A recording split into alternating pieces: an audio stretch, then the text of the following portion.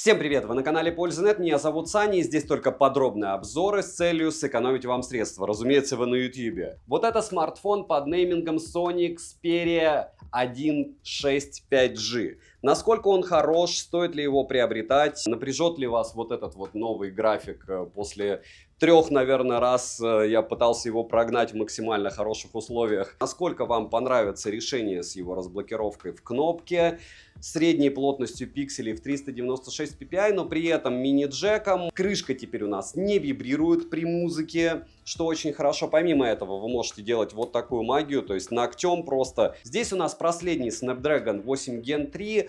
Этот смартфон побывал в нескольких странах, фотографии на него просто сотни. Скачайте в моей личной телеге, сможете оценить. По видео я его сравню с Samsung S24 Ultra, разумеется, чуть-чуть сравню с iPhone 15 Pro Max. Помимо этого, этот смартфон чуть-чуть допилили в плане чего. Раньше у нас было просто бешеное количество различных программ под видео, их было 3, теперь одна, и вроде бы это должно стать удобнее. Плюс изменение фокусного расстояния физически, то есть у нас телевик, оптика двигается. Кому-то это будет интересно, хотя мы помним, я в ролике об этом скажу, что фиксы это чуть-чуть лучше иногда. Разумеется, здесь есть NFC, разумеется, есть GPS, хотя тоже не без недостатков. И, что мне очень нравится, это мини-джек, форма, металлическая рамка, и вроде бы все классно, даже можно забыть про стоимость. Но здесь бешеное количество.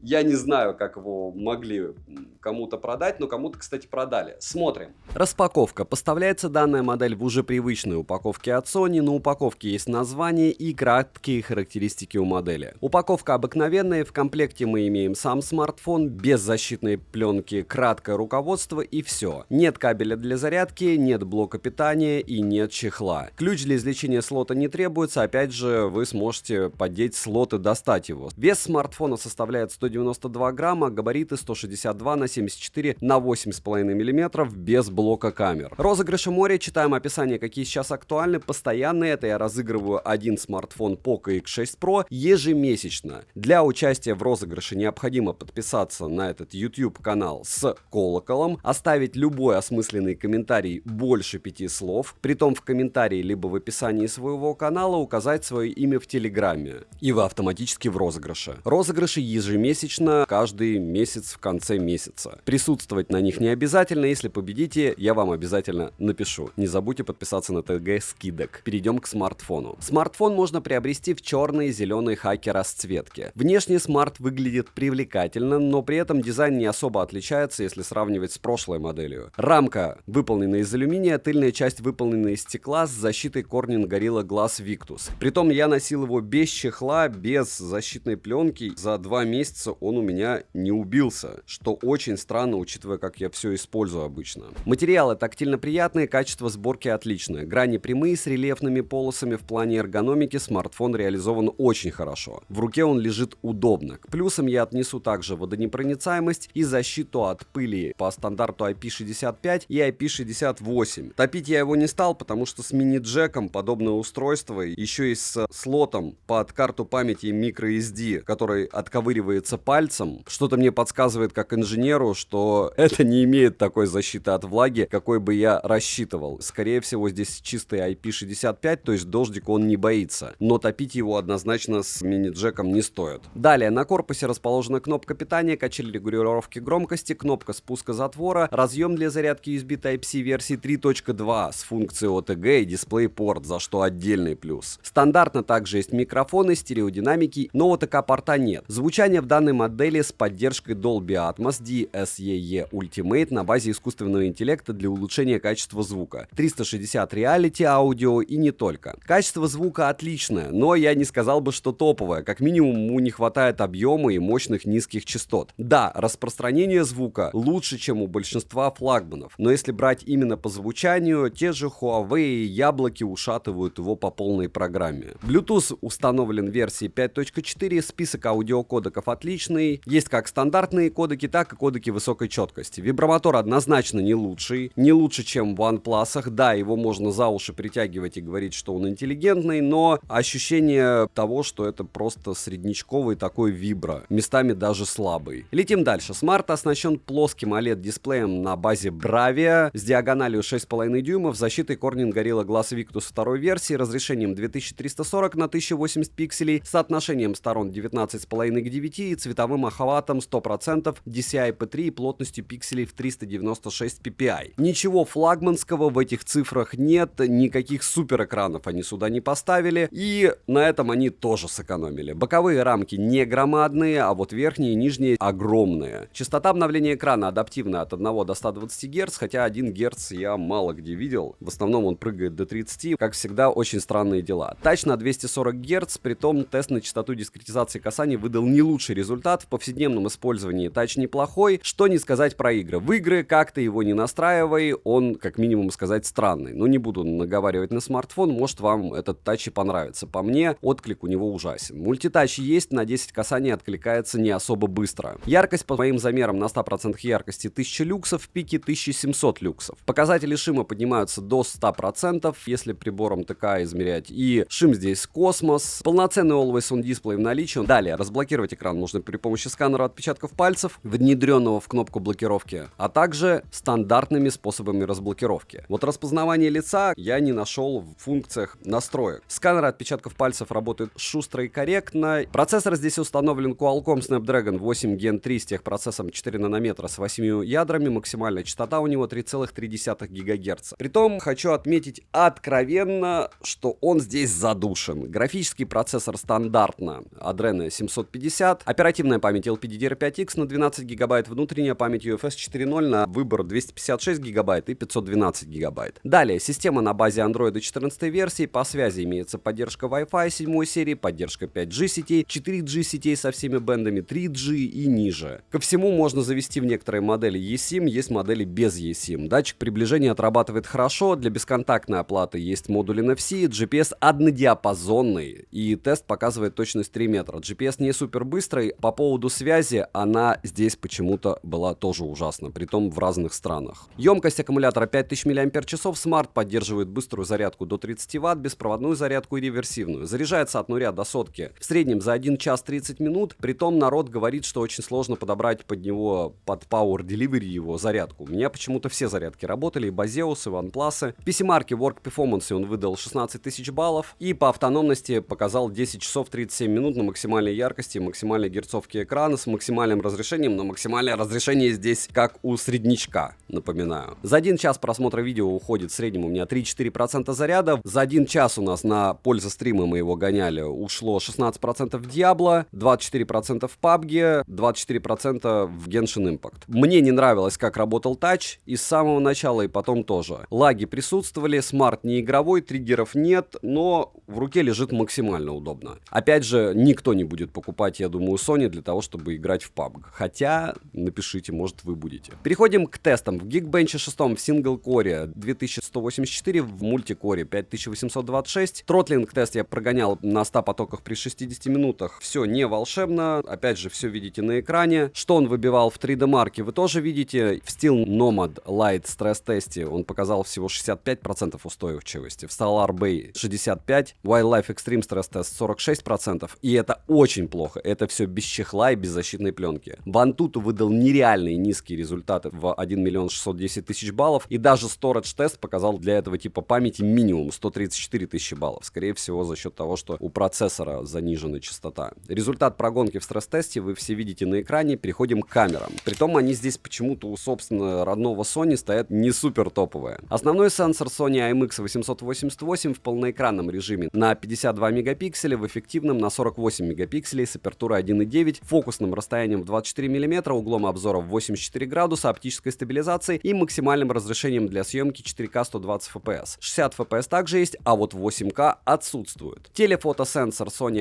IMX650 на 12 мегапикселей с апертурой от 2,3 до 3,5, фокусным расстоянием от 85 до 170 мм и оптической стабилизацией. То есть оно здесь прям физически меняется, это фокусное расстояние, но мы всегда мы прекрасно помним, что фиксы работают лучше, правда, фотографы? Сверхширик Sony IMX 563 на 12 мегапикселей с углом обзора в 123 градуса, апертурой 2.2, фокусным расстоянием 16 мм и цифровой стабилизацией. С фронта же расположили Sony IMX 663 на 12 мегапикселей с апертурой 2.0, цифровой стабилизацией без автофокуса, с фокусным расстоянием в 24 мм и максимальным разрешением для съемки видео 4К 60 FPS. LED-подсветка в наличии, как и микрофон с тыльной части смарта. Я сравнивал данную модель со смартфоном от Apple, а также с Samsung S24 Ultra. По итогу, если говорить о видеосъемке, лично мой вывод таков. Sony Xperia 1 Mark VI снимает интересно. Местами картинка выглядит прям круто, но по стабильности работы и по качеству передачи, что iPhone, что S24 Ultra, он проигрывает. Они показывают лучший результат. У Sony, если использовать без кастомных настройков в автомате, есть проблемы со светом, плавностью зумирования, плавностью и корректностью работы автофокусировки, стабилизацией изображения и не только. То есть, если вы сделаете постановочные видео, постановочные фото, вы можете сделать красоту и продать это устройство. Но по факту оно снимает не лучше, чем Oppo Find X7, для примера. Притом местами даже хуже. А стоит в 2 раза дороже. Короткие примеры вы сейчас увидите.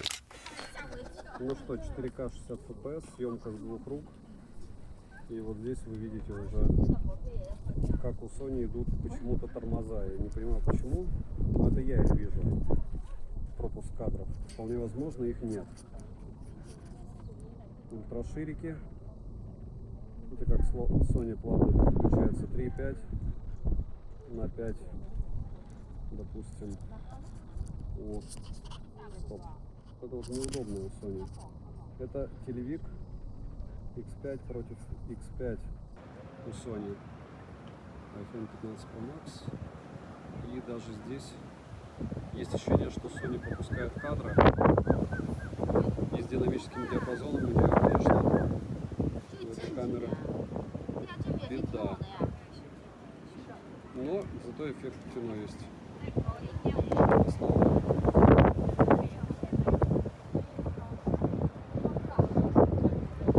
Ультраширик 0.7 и 0.5 из 2 рук.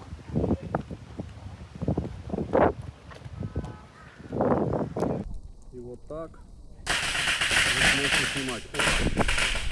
В этот раз мы успели. Заодно слышите, как микрофоны снимают.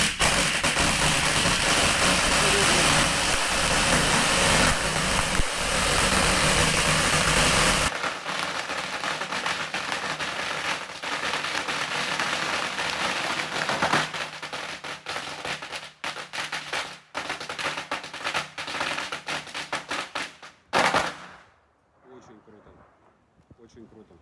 Кто-то избавился от всех злых духов, какие только есть. И фронталка 4К 60 FPS. Позади дым от взрывов. Вот так сможете себя снимать на эти 2 смарта Sony и iPhone 15 Pro Max. Опять же, съемка с рук, но ничего специально не трясу. И роллинг шаттер. Вот реально есть ощущение, что у Sony какой-то пропуск кадров. Но,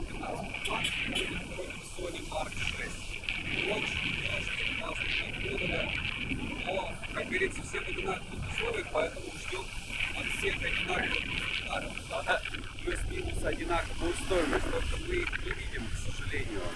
И сравнивать на ультраширике можно, и мы это сделаем сейчас еще.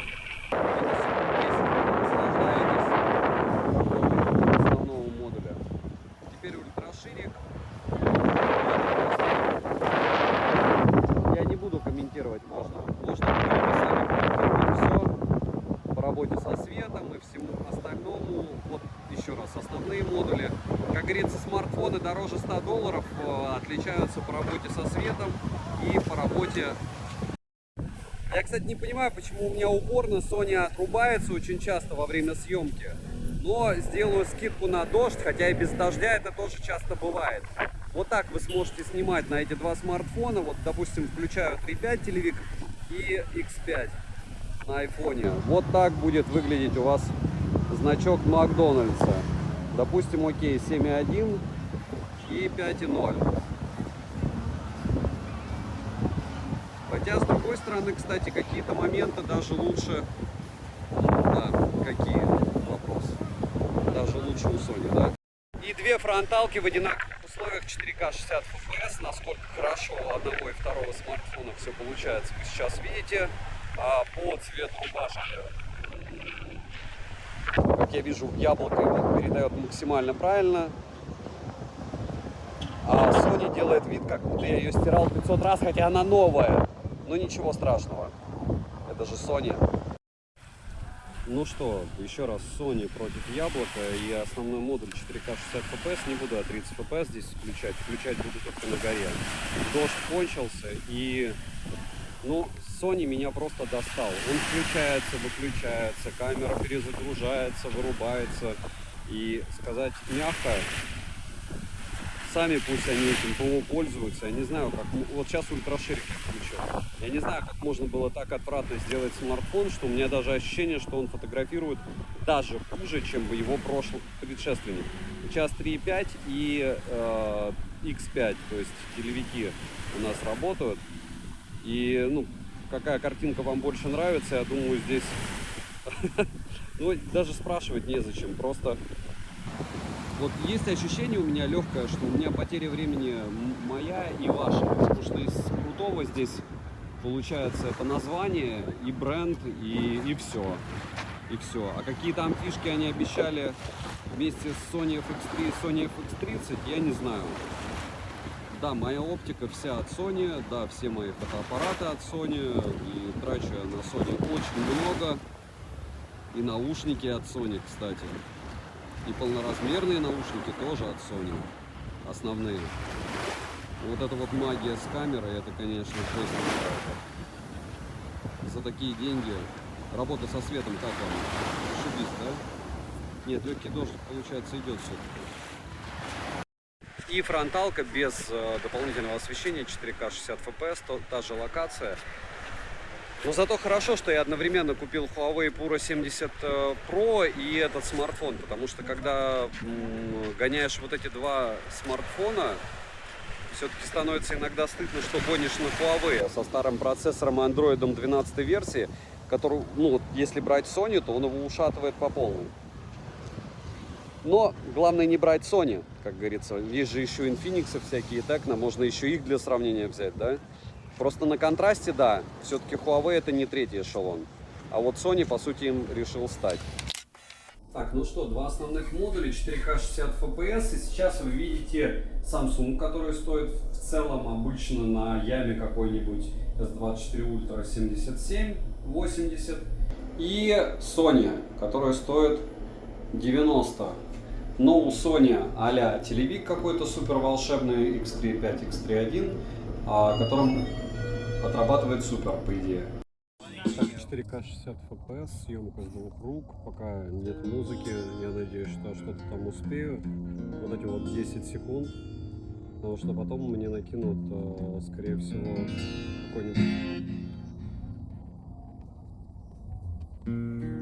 какие-нибудь проблемы, опять же, потому что мне за кавер уже накидывали. Это ультраширик, это 3.5 X5. 2 X5 сейчас будет. Тем более, так, стоп.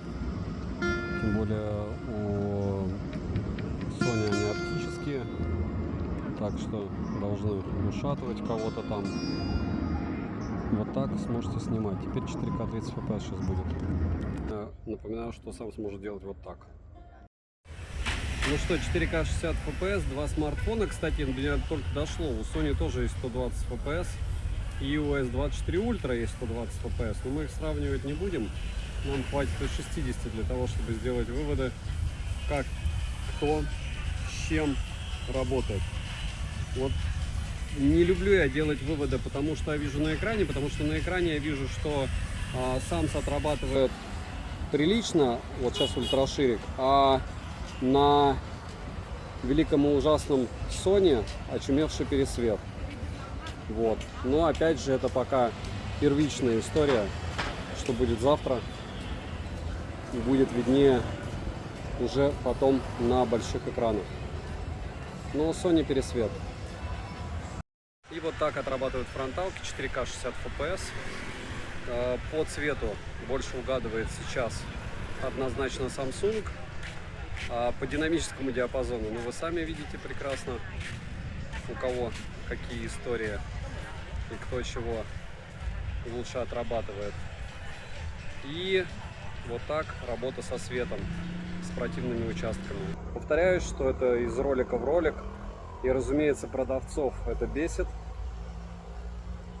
Но в одинаковых условиях тестить смартфоны самое то. Иначе можно сказать, здесь видите какой прогресс? Или прогресса нет. Как раз увидим в следующих сериях у самого Samsung. Ну и надеюсь, Sony не загнется. В общем, и еще какое-то лютейшее залипалово при включении съемки. Я не знаю, почему Сонька с ее испарительной камерой, когда она в играх не разогревается, греется как непонятно что в периодах между съемкой. В отличие от, кстати, Samsung, который у меня еще в дошманском чехле. О, была молния. Прям лютейшая. Ультраширик. Основа. И вот так сможете снимать в этих условиях обстановки. И фронталка 4К 60 FPS.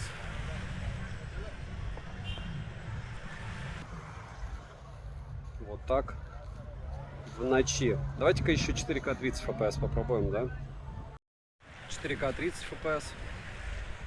Такая вот съемка с двух рук. Фронталка. Меня умиляет соневский квадратик. Он, наверное, думает, что если будет квадратик, то человек, который потом будет проверять съемку, ему покажется, что Sony снимает лучше.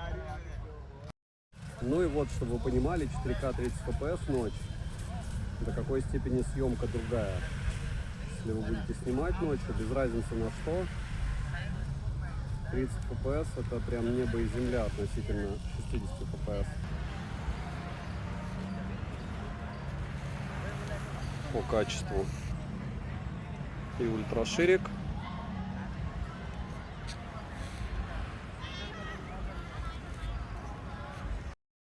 Так, ультраширик, 4К 30 FPS, лифт. И я, кстати, хочу отметить, сейчас я включу основу, потому что Sony, ну и в принципе у Samsung тоже не все волшебно. Вот так, основа. Все довольно физически классно, то есть у Sony есть свои плюсы, у Samsung есть свои плюсы, и понятно, что со съемкой один выигрывает другого очень значительно, но я почему-то даже, несмотря на 100% шим, Sony не могу дном назвать. Я не знаю почему. Так, ну еще немного 4К 30 FPS ночных. Почему ночных, сейчас поймете. Опять же, мой максимально штатный вид. Ночь. Можно 550 тысяч раз сравнить как минимум с 3 сотнями. Какой с 3? Наверное, с 5 сотнями телефонов, которые я здесь тестировал. И оценить, что из этого дела работало лучше в 4К 30 FPS ночью. Включаем ультраширик. Вот так на ультраширик они будут отрабатывать. Включаю 3.5. 3.5. О, у Sony это неплохо. И 7.1 оптического у Sony.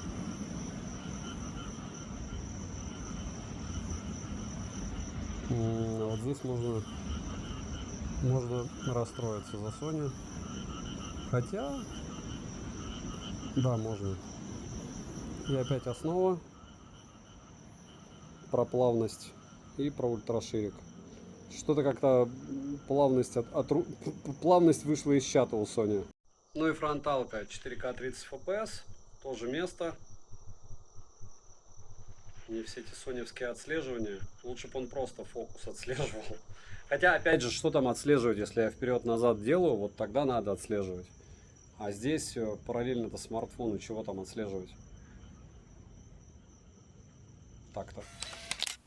Вот насколько я не люблю Sony, но... Точнее, я люблю Sony. Но вот пока я не вижу у него ничего какого-то супер крутого. И да, у меня прочнулось. 4К 60 FPS, основа, основной модуль, ультраширик, основной модуль, ультраширик, основа, X2, P5 и 7.1.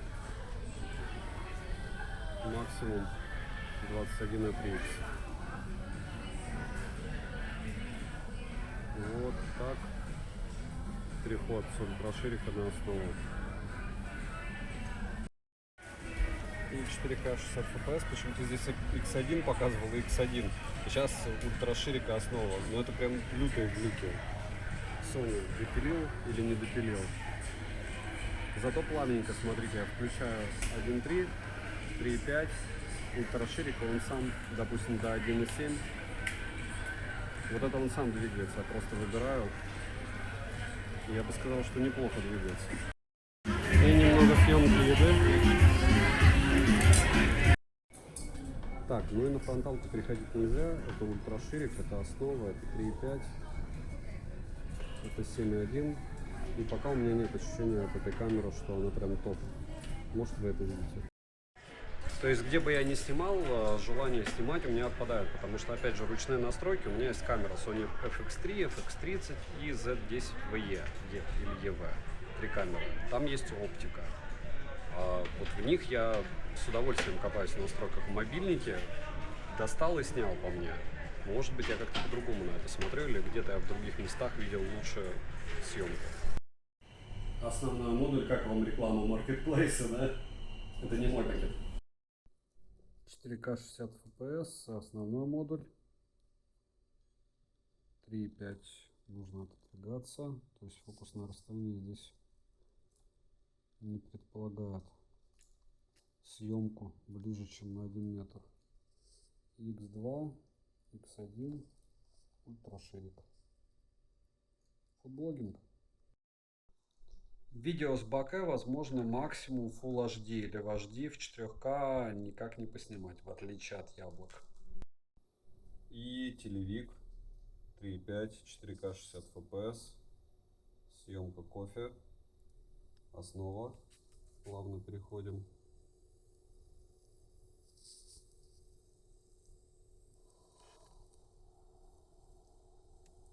И вот так на Sony сможете снимать. По мне слишком много шумов, учитывая освещение, оно дневное. Понятно, что специального нету, но все равно. Опять же, в этом сценарии использования много у меня видосов. Поэтому можете сравнить, но пока ощущение не топа. Не топа ли то. Единственное, неплохо снимает. Но вот то, что фокусное расстояние у телевика не особо приятное. Расстояние между объектом для фокусировки. То есть сейчас сантиметров 20 он не фокусируется. Нужен сантиметров 70 для телевика. И 4К 60 FPS фронталка Sony. Ну что же, идеальный свет, рассеянный для Sony. И вот сейчас он должен себя проявить. Ну а сейчас 4К 60 FPS. Тоже в течение минуты поснимаю. С зумом, с остальными прелестями. Пытаясь снимать красиво. Насколько удачно это получится, это вопрос. Что снимаю все равно с одной руки. Но в целом, по мне, очень даже неплохо. Очень неплохо. Или не сказать, что очень круто. Но опять же, все это без сравнений. Потом увидим в сравнении с тем же яблоком. И это будет чуть-чуть другая история. Здесь очень удобно. Уход на ультраширик, уход на 3.5 телевик, на 7.5, на 7.1 и максимум по зумированию. —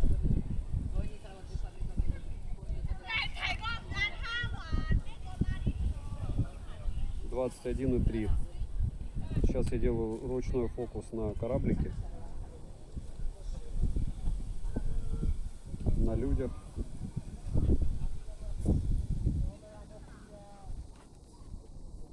3.5, X2, 7.1.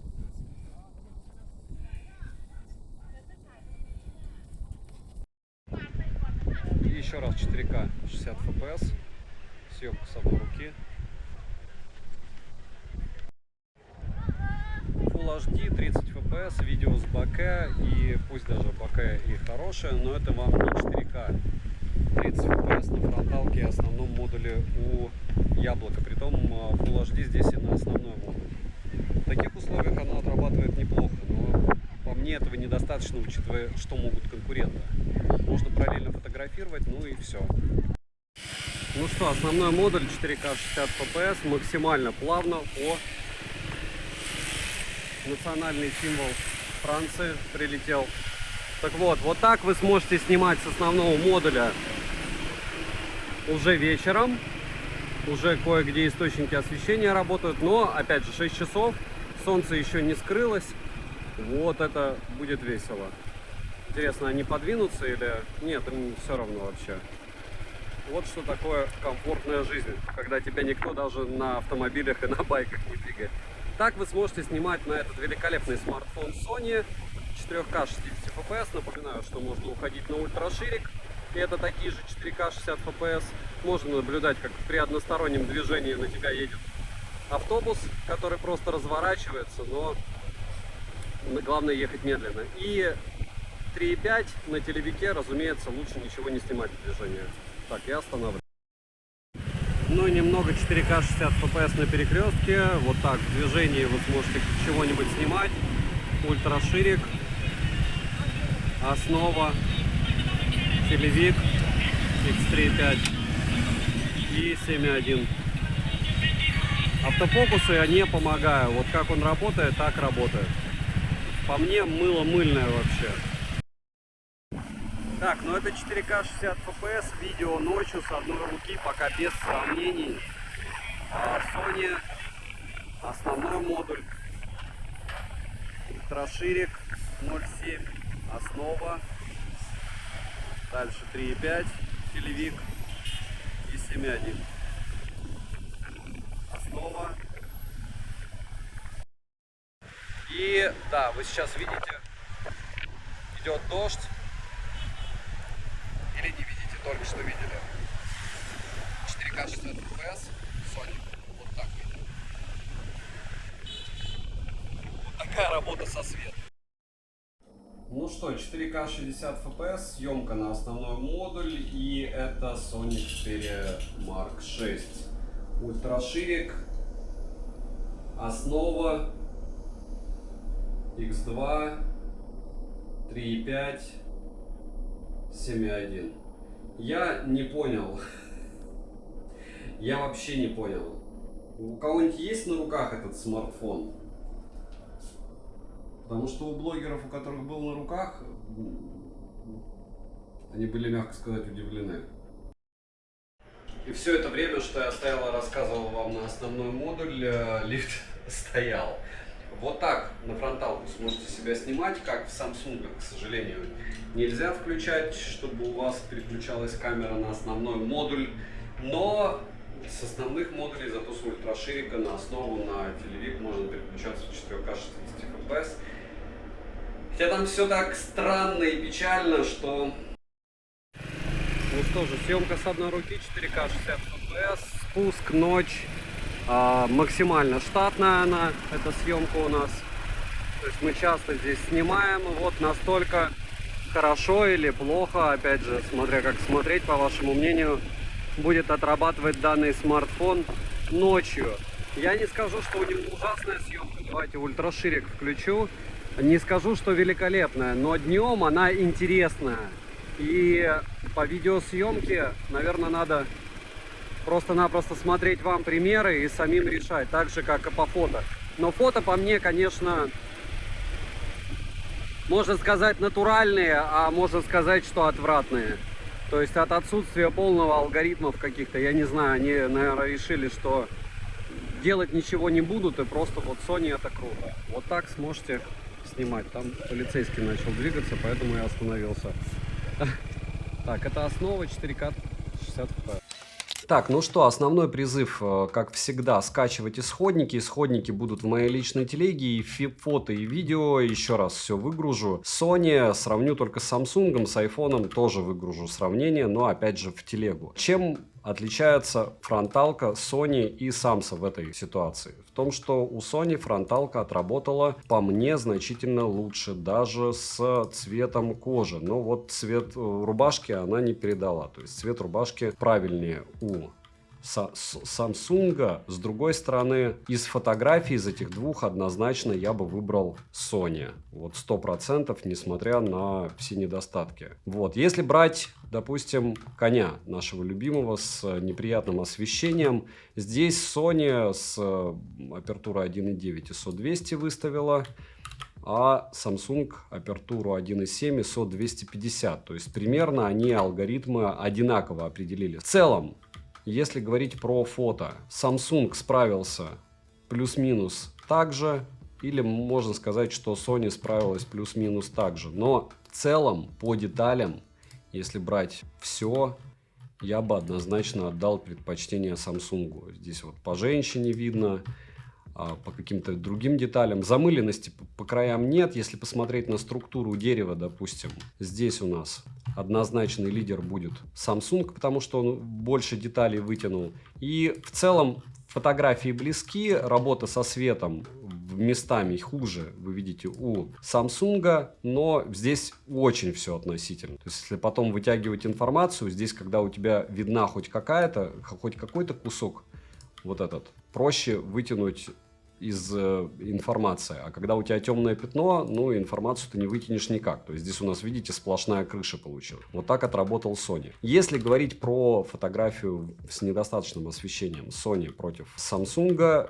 однозначно здесь лидер, по мне, Sony, потому что Samsung слишком много шумов. Опять же, у Sony, с другой стороны, с руками беда, ну и у Samsung тоже. В таких условиях никто не фотографирует. Вот вам, пожалуйста, непостановочные фото. Сказать, что близко? Ну, близко. По мне, средняя температура по больнице выигрывает Samsung. Если при недостаточном освещении, он довольно неплохо снимает. Я гонял его много где, но, с другой стороны, любой рассеянный свет, делаешь кроп, как вам скажут продавцы, кропы делать не надо, а потом, когда надо будет не продавать что-то, они будут говорить, а вот посмотрите кроп. С рассеянным светом шумов просто море. И много очень смартфонов справляется значительно лучше. Здесь тоже шумов море. Все эти переменные фокусные расстояния для телевика, это ж плохо. Фиксы это топ. Хотя, опять же, у вас может быть мнение другое. Фотографии, повторяюсь, больше 1000. Надеюсь, что вы, если интересуетесь смартфоном, посмотрите, потому что все работало в автомате.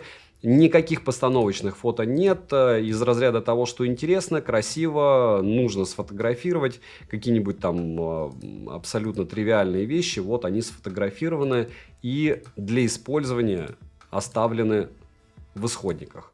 Так что вам решать, насколько хорошо этот смарт снимает. В бытовых условиях он не особо фонтанно справляется. Вот, пожалуйста, пиццу не смог нормально сфотографировать. Во всех остальных ситуациях, если прямые руки, вы со смартфоном за $150 много чего сделаете. Вот все, что я могу сказать. Минусы: медленная зарядка, скромный комплект, нет функции распознавания лиц, мало производительности по сравнению с конкурентами, очень плохие показатели шима, плохой тач, ужасная работа со связью, конский ценник, скромное разрешение экрана, рамки, и я могу очень долго продолжать, хотя Sony мне безумно нравится. Но оставим поле для продажников и рекламщиков, его же все-таки им продавать. Цену можете посмотреть по ссылке в описании к видео. Напоминаю, для того, чтобы прикинуть, сколько что стоило, вы заходите в телеграм-канал скидок, вбиваете в поиске любое устройство и смотрите, сколько оно стоит на распродажах. Я скидываю туда только лучшие ценники. Как раз сможете ориентироваться, стоит ли что-то ждать, чтобы приобрести или нет. Потому что иногда цена на сейле не особо сильно отличается от обычной цены. Кто подпишется, всем огромное спасибо, знаете, вы помогаете проекту. Ну и резюмировать я бы, как всегда, хотел долго и мучительно. Смотрите, это Sony FX30. Снимаю я на Sony FX3. Это Sony Z10VE и еще одна Sony Z10VE. То есть с фиксой, кстати. Тоже Sony. Помимо этого, вот такая радость тоже от Sony. Это G-Master даже не 1, а 2. И да, это от 70 до 200 мм. Теперь вы запомнили, да? Я фанат Sony. Так вот, все это вместе со смартфоном, я не увидел плюсов смартфона для использования этого, хотя вы можете постараться их найти. По большому счету, любой смартфон можно с ними, с этими камерами использовать, хотя у меня есть отдельно экран, дешевенький, который меня полностью устраивает для использования. Если говорить об этом смарте, что бы вам ни говорили, вот выгодный ценник. Вы понимаете, какое количество смартфонов существует на рынке за эту цену? Во-первых, это единственный смарт, который я не взял с собой в Японию. Да, Sony японский, но после фотографий видео в Питере, в Бангкоке, я пришел к выводу, что здесь нет ничего, что может конкурировать с теми же Vivo, топовскими Oppo, топовскими Samsung'ами или яблоками. Ни по видео, ни по фото. Вы можете со мной не согласиться, можете скачать исходники и оценить. Разумеется, если бы мне надо было его продать, я бы сделал постановочные фото, я бы сделал постановочные видео, благо практики мне хватает.